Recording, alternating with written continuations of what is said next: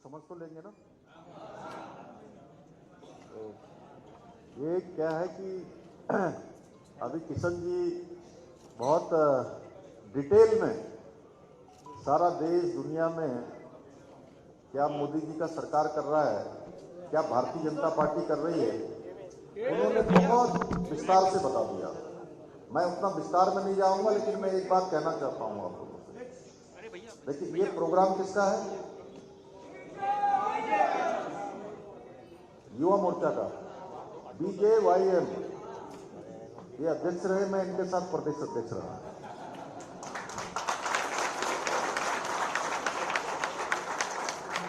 तो जब BJYM इसका कोई प्रोग्राम हो तो प्रोग्राम में एनर्जी होना चाहिए ना। ये एनर्जी होना चाहिए कि नहीं होना चाहिए? तो बोले भारत माता की, भारत माता की। अरे भाई, इधर ही से आवाज आ रहा है, उधर से क्यों नहीं आ रहा पीछे से? बोलिए भारत माता की, वंदे वंदे, जय श्री राम, जय जय श्री राम। आज BJYM द्वारा आयोजित इस संवाद कार्यक्रम में अभी आप लोगों ने इनका स्पीच सुना, बहुत डिटेल से। आप सबके यहाँ के लोकसभा के सदस्य, केंद्र सरकार में मंत्री और भारतीय जनता पार्टी के कैंडिडेट, और जिनका अपना एक बहुत बड़ा स्ट्रगल रहा है, संघर्ष रहा है, ऐसे हमारे यहाँ के कैंडिडेट आदरणीय किशन रेड्डी जी और हमारे बहुत वरिष्ठ नेता, बहुत सीनियर लीडर, ओबीसी मोर्चा के अध्यक्ष, राज्यसभा के मेंबर ऑफ पार्लियामेंट, और जिनके साथ मुझे पिछली बार भी अनेक कार्यक्रमों में तेलंगाना और देश के अन्य स्थानों पर हम उनके साथ में रहे हैं। आदरणीय लक्ष्मण जी, मेरे साथ उत्तराखंड सरकार के मंत्री श्री विनय रोहेला जी, जिला प्रेसिडेंट BJYM श्री शिवाजी, जिला प्रेसिडेंट BJYM संदीप यादव जी, जिला प्रेसिडेंट गौतम राव जी, और जिला प्रेसिडेंट श्याम सुंदर जी, विनय जी कन्वीनर, एवं यहाँ मंच पर आसीन हमारे सभी नेतागण, सभी कॉरपोरेटर, लोकल कॉरपोरेटर और सभी पदाधिकारीगण, और मेरे सामने बैठे हुए सभी हमारे BJYM के सभी हमारे यूथ भाइयों एवं बहनों, मैं सबसे पहले तो आप सबका देवभूमि, आप सब जानते हैं ना देवभूमि कहाँ है? उत्तराखंड के मुख्य सेवक के नाते आप सबका अपनी ओर से वेलकम करता हूं, आप सबका अभिनंदन करता हूं। और हमारे पत्रकार भाई एवं बहनों, देवभूमि उत्तराखंड भगवान बद्री विशाल की धरती है, बाबा केदारनाथ की धरती है, और आदि कैलाश की धरती है। और जहां से गंगा निकलती है, गंगा निकलती है, यमुना निकलती है, गंगा और यमुना का उद्गम स्थल, और पूरे देश को उत्तराखंड देवभूमि से निकलकर, हिमालयों की कंदराहों से निकलकर पूरे देश को जल और जीवन जल भी देती है और लाइफ भी देने का काम करती है। उस देवभूमि से आप सबके बीच में आज इस लोकतंत्र के महायज्ञ में ये सेलिब्रेशन है, ये हमारे लिए एक फेस्टिवल है।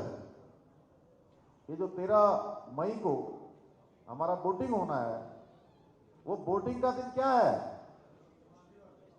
क्या है? जोर से बोलिए, इतना कम आवाज आ रहा है। फेस्टिवल है। हम नई सरकार चुनेंगे ना, नई सरकार फॉर्म करेंगे,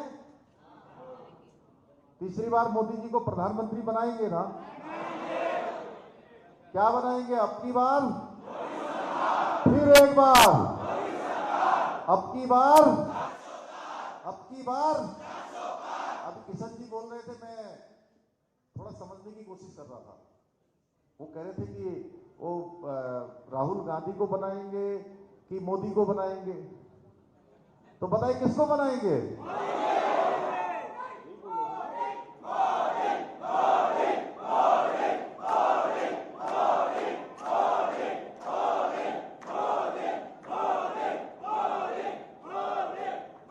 तो हम मोदी जी को तीसरी बार प्रधानमंत्री बनाने के लिए और किशन जी को यहां से फिर से दिल्ली मेंबर ऑफ पार्लियामेंट बनाकर भेजने के लिए यहां पर हम सब लोग इकट्ठे हुए हैं। भाइयों बहनों, मैं किशन जी का मेरा लगभग पिछले 25 सालों से इनको बहुत नजदीक से मैं जानता हूं।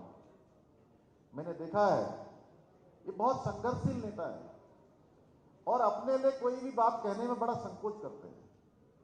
इनको पार्टी ने जो भी रिस्पॉन्सिबिलिटी दी, चाहे तेलंगाना के अंदर दी हो या जब तेलंगाना नहीं था, आंध्र प्रदेश के अंदर जब कंबाइंड स्टेट था, उस समय आंध्रा के अंदर दी हो या देश के अंदर दी हो, आपने लगातार पार्टी को बढ़ाने के लिए काम किया है, लगातार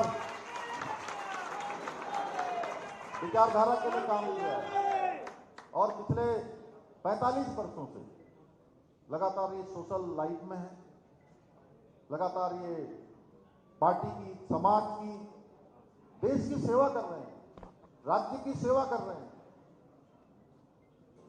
उसी का परिणाम है कि आज जो आज तेलंगाना के अंदर, मैं इससे पहले भी यहां आया था 2 दिन के प्रवास पर। 2 दिन आया मैं, वारंगल, निजामाबाद और हैदराबाद, 3 स्थानों पर मेरे साथ लक्ष्मण जी ने और हमने कार्यक्रम किया था। बड़ी बड़ी रैली करी थी, रोड शो भी किया था, बड़ा पब्लिक मीटिंग भी एड्रेस किया था। तो भाइयों बहनों, एक बात मैं आप सबके सामने कहना चाहता हूं। मैं यहां आने से पहले मैं देश के अन्य राज्यों में भी गया हूं। चुनाव प्रचार के लिए मैं झारखंड में गया, मैं उत्तर प्रदेश में गया, मैं दिल्ली में था, मैं वेस्ट बंगाल में था। अनेक राज्यों में जाने के बाद मैं एक बात पूरे देश के अंदर सुन रहा हूं कि इस बार इस बात का कोई डिस्कशन नहीं है कि सरकार किसकी बनने वाली है।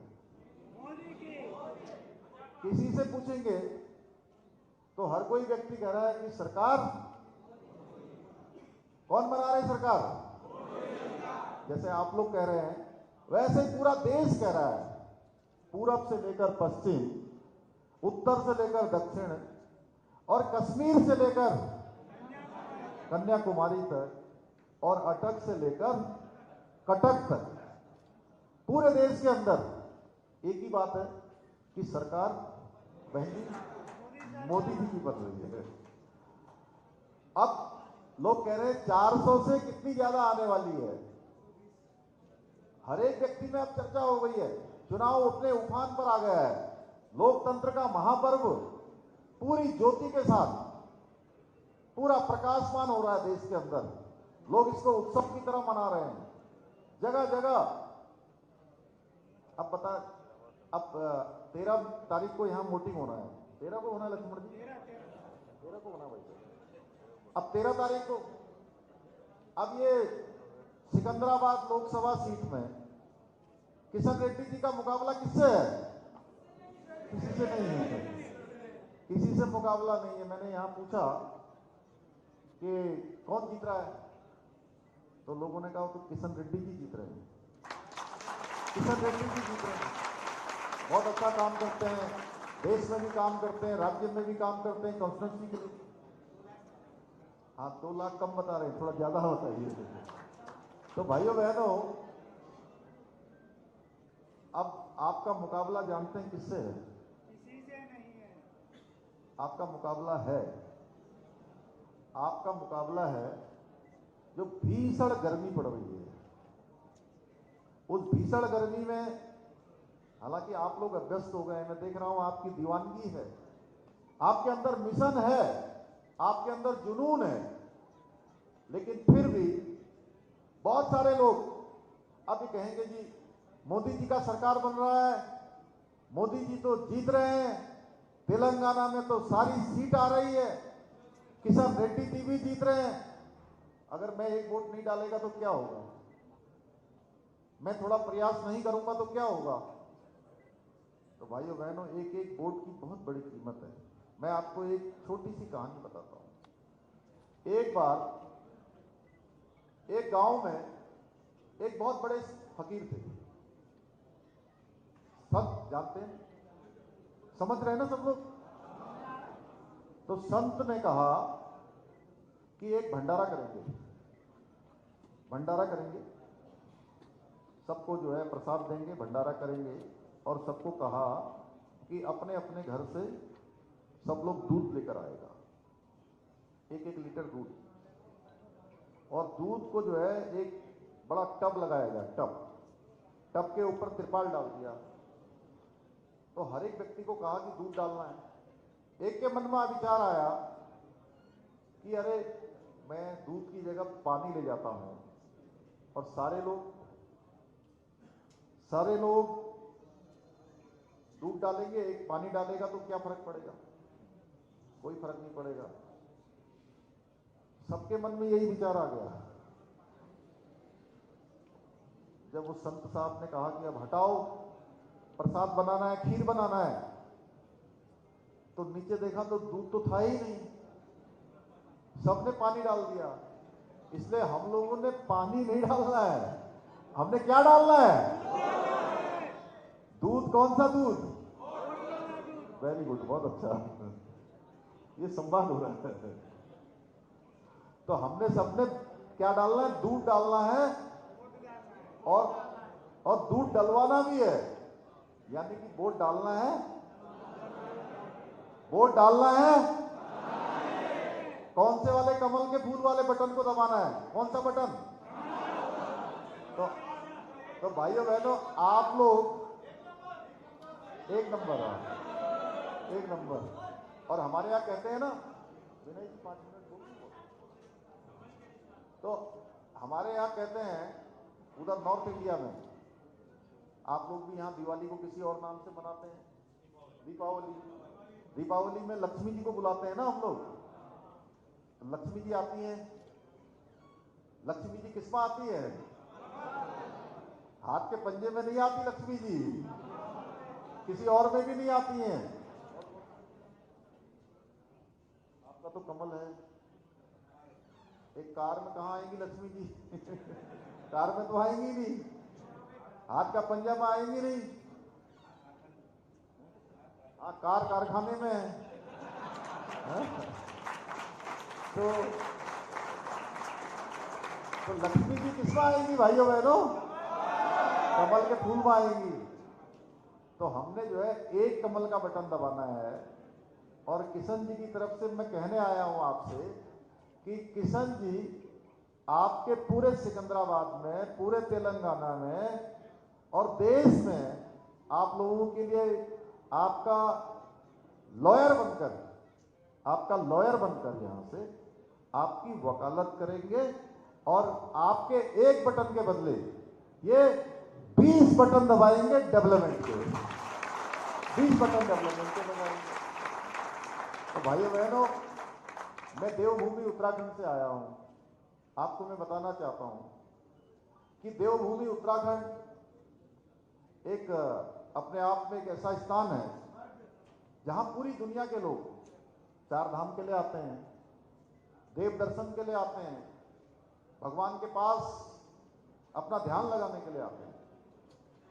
और पिछले सालों में उत्तराखंड में बहुत तेज लैंड जिहाद चल रहा था।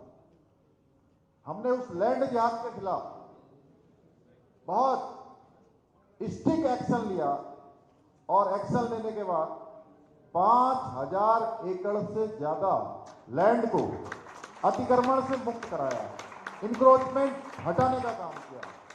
और इतना ही नहीं, अभी आपके यहाँ बहुत सारे कोई शरिया कानून की बात कर रहा है, कांग्रेस का घोषणा पत्र जारी हो रहा है तो कहते हैं हम शरिया कानून लागू कर देंगे, मुस्लिम लीग का मुस्लिम पर्सनल लॉ लागू कर देंगे। और हमारी पार्टी क्या कहती है? हमारी पार्टी मोदी जी के नेतृत्व में कहती है देश के अंदर रहने वाले हर एक व्यक्ति के लिए, चाहे किसी धर्म का होगा, किसी वर्ग का होगा, किसी संप्रदाय का होगा, किसी जाति का होगा, सबके लिए एक समान कानून लागू होगा। यूसीसी देश के अंदर लागू होगा भाई बहनों। और हमने देवभूमि उत्तराखंड के अंदर यूसीसी का एक्ट पारित कर दिया है। राष्ट्रपति महोदय ने भी हमको मंजूरी दे दी है।